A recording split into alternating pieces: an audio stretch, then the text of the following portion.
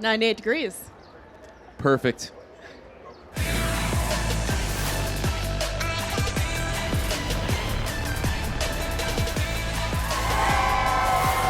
What's up, everyone? Welcome to the Cycle presented by Budweiser. We are a baseball talk show that travels from city to city as we hang out with baseball fans and check out what they love the most about their own individual cities.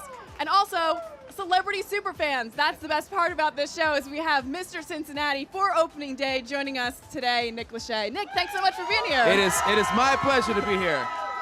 This is a local holiday here. These people have been drinking since 6 a.m. They're fired up. Tell me about this parade and how insane this city gets, because I knew Cincinnati did baseball big. I didn't know it was this big. What a lot of people don't know about the Reds is we were the first professional franchise in the major leagues, so we have the honor of actually opening every year at home. So this is an unofficial holiday here in Cincinnati. Everyone takes off work. A lot of kids play hooky from school. There's a lot of beer involved, and it's nothing but optimism because it's a new season. So everyone's fired up for the Reds this year, and yeah, this is definitely a holiday here in Cincinnati. So excited to be a part of it. And now you get to focus solely on the Reds, who, that's right, let's be honest, made some big moves this offseason and got this fan base fired up, right, guys? I mean, yeah, huge trade with the Dodgers.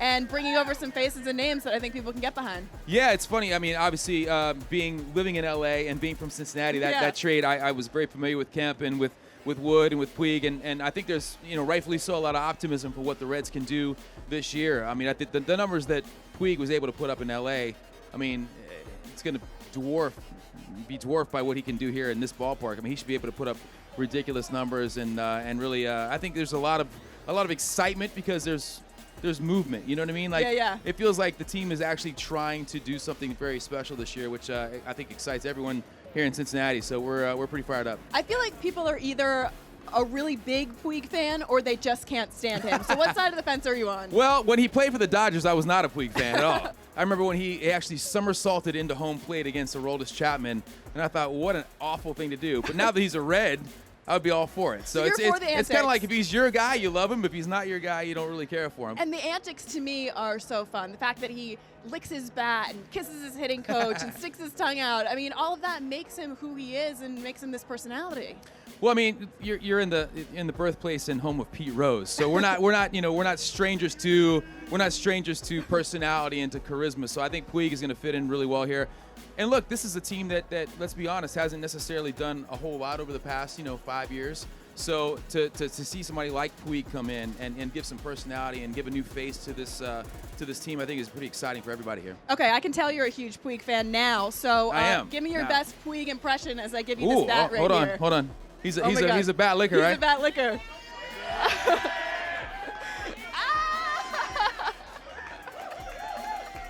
Oh my gosh! So literally, sadly, I think that you did that better. I than would not Puig. have the same result with this. What is this? The youth T-ball bat? I don't think Puig licks the youth T-ball bat. Oh, that was excellent. My Nicely 6-year-old done. son swings a bigger bat than this. This is. So we talk about opening day here. We are super psyched for so much that's going to go on and really so much of what you've done with this organization. You have almost completed what we call the Reds Fandom Cycle. So you've thrown out the first pitch. I have. You've sung the national anthem. I have. You have participated in the Celebrity All-Star Game. I have. You are missing... Not well, but I did participate. Yeah. You're missing one element. So there has to be one thing that you have to add to complete your fandom cycle. What would that be? Gosh. Can I sign a one-day contract? Can I? Ooh. Can I get an official at bat? Let's talk to the Reds and make that happen. Yeah? Yeah. One official at bat. Maybe I'll go down with a hit by pitch, get to first base. You can't jump in front of the ball. I'm not hitting the pitch, obviously, but. Which pitcher would you want to face? For my one at bat? Yeah, for your one at bat. My one at bat, Clayton Kershaw. Why not? I mean, go against the best, right? And then get hit by. If you're going to get beaned by the best. Anything that you take with you in terms of memorabilia that you either have in your house or? So I've got a lot of Reds memorabilia. As you can imagine, I'm a big Reds fan. Yeah. But the one that I could actually bring on the airplane is this signed ball by Pete Rose, Joe Morgan, Johnny Bench. Nice. Probably, And where do you keep that? 3 standout studs. It's in my, I have a sports man cave in my house, and it's in the man cave. When you walk around the city and you're immersed in the culture of Cincinnati, everyone's, got their Reds gear on and is repping this team. You're a huge part of this city too, because I was on the Bell Connector streetcar and I'm getting ready to get off. You rode the streetcar? I rode the streetcar. Did you really? I did. And I hear your voice come over the PA system. Yeah, so I at the time was the spokesperson for Cincinnati Bell, who sponsors the streetcar. So when the streetcar launched, they asked me to be the voice of the streetcar. So either you're welcome or I'm sorry, depending on how you felt about me being the voice of the streetcar. I loved it. For people who haven't heard it, you want to give us a little bit of a tape? Well, okay. Next stop, Main Street. Yeah. Yeah. But it's cool. I don't ride the streetcar much, but it's funny when people say, "Oh yeah, I was on the streetcar. Is that your voice?" I'm like, "Yeah, that's actually my voice on the streetcar." Okay, so you don't ride the streetcar, but what do you do when you're here in Cincinnati? When you come home, what's your go-to spot that you gotta hit? You know what? I Skyline Chili, which you already had on the show. Delicious.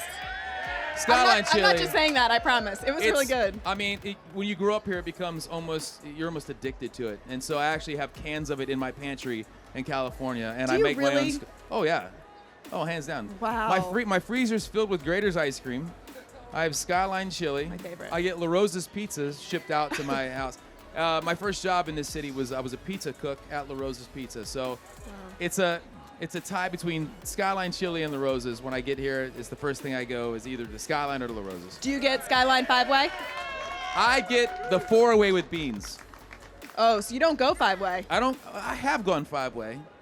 I'm open to anything. I go 5-way. I've gone 5-way, but I typically go 4-way. Okay. You went 5-way. I go 5-way. Wow. I go hard to go home. Go big or go home. It was delicious. Yeah. Yeah, it was incredible. And Grater's ice cream. I don't recommend the 5-way before a flight. That's all I'm saying. Good advice. All right, Nick, we're going to play a game real quick with you here, because I know you're a big fan of games. The 90s nostalgia is really big right now, as you know, and your style in the 90s I actually thought was pretty cool because every guy in my high school ended up rocking those frosted tips. It was a thing. They had their moment. I definitely embraced it for a while. Oh, yeah, well, look at that. Yeah, there's definitely some frosting going on there. And a lot more hair, thank God. But I think you actually started a trend because a lot of baseball players did it too. So we're going to play a game to see if you can guess which baseball player has the frosted tips. Okay. Okay, first up.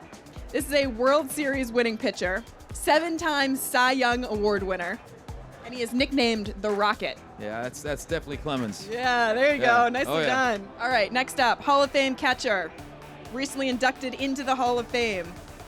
Piazza. Yeah, there you go.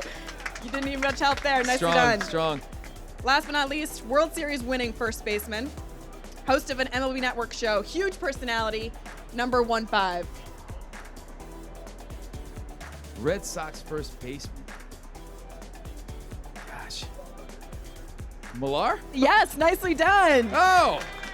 Kevin Millar. Dig deep on that one. All right. Yeah, you know your 90s style, of course. Yeah, well, absolutely. Frosted Tips recognize Frosted Tips. I mean, it's an exclusive fraternity. So. That's how it works. Thank you, Nick. Thank you. Nicely done. Absolutely amazing having you here today, Nick. Thank you so much for joining us. Thank you.